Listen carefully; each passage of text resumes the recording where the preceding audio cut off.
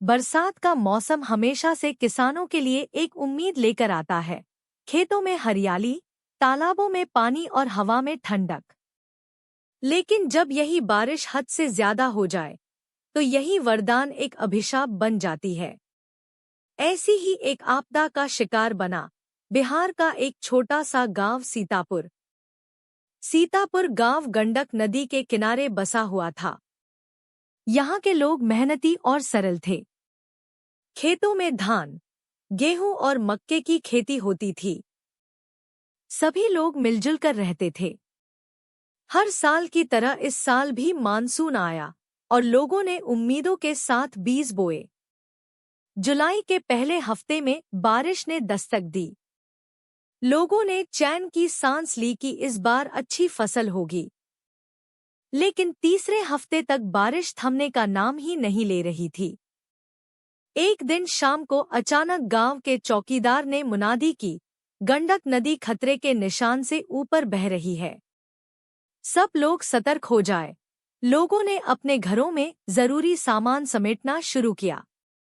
लेकिन बहुत देर हो चुकी थी। आधी रात को नदी का पानी गांव में घुस आया। नालियां उलट गईं, खेत डूब गए और घरों में पानी भर गया। गांव के बूढ़े रामलाल चाचा ने कांपते हुए कहा, ऐसी बाढ़ मैंने 30 साल पहले देखी थी, लेकिन ये उससे भी ज्यादा डरावनी लग रही है। अगली सुबह पूरा गांव पानी में तैर रहा था। कच्चे मकान गिरने लगे। लोग छतों पर शरण लेने लगे। महिलाएं बच्चों को गोद में लेकर बैठी थीं और जानवर किसी ऊंचे टीले पर दुबके हुए थे। गांव की मुख्य सड़क पूरी तरह से कट चुकी थी। बाहर जाने का रास्ता बंद हो गया। रात को ठंड और मच्छरों ने लोगों की नींद छीन ली। कुछ घरों में खाने का सामान तो था, लेकिन आग जलाने का कोई रास्ता नहीं बचा। 10 साल का चिंटू अपनी माँ से पूछता रहा, माँ, पानी कब जाएगा? और उसकी माँ बस उसे सीने से लगाकर चुप करा देती। 3 दिन बीत गए। कोई सरकारी सहायता नहीं पहुंची। गांव के प्रधान सुरेश बाबू लगातार जिला प्रशासन से संपर्क कर रहे थे, लेकिन रास्ता बंद होने के कारण कोई राहत नहीं पहुंच पा रही थी। कुछ नौजवानों ने नाव बनाकर गांव के बाहर जाने का प्रयास किया।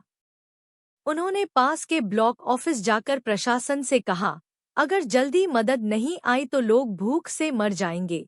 आखिरकार 5वें दिन एनडीआरएफ की एक टीम नावों के साथ गांव पहुंची। उन्होंने पहले बच्चों, बूढ़ों और महिलाओं को निकाला। जिनके घर पूरी तरह डूब गए थे, उन्हें सरकारी स्कूल में अस्थायी शिविर में रखा गया। शिविर में खाने के पैकेट, दवाइयां और साफ पानी मिलने लगा। लेकिन दिलों का दर्द अभी भी बाकी था। किसी का मवेशी बह गया था, किसी की फसल और किसी का पूरा घर।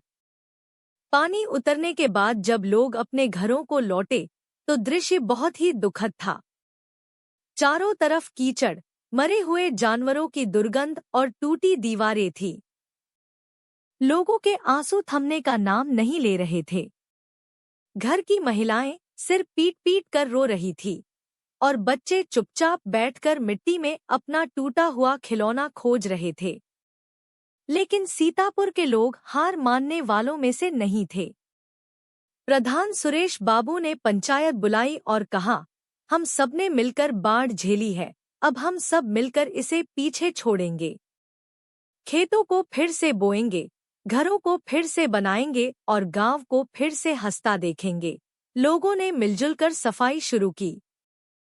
शहर से कुछ समाजसेवी आए और उन्होंने बच्चों के लिए कपड़े, किताबें और स्कूल बैग दिए।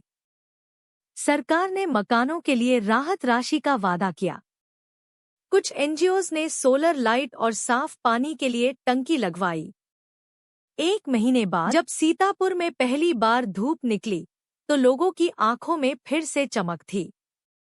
बच्चे स्कूल लौटने लगे, महिलाएं खेतों की मेड़ पर चलती दिखने लगी और पुरुष ट्रैक्टर लेकर खेत जोतने निकल पड़े।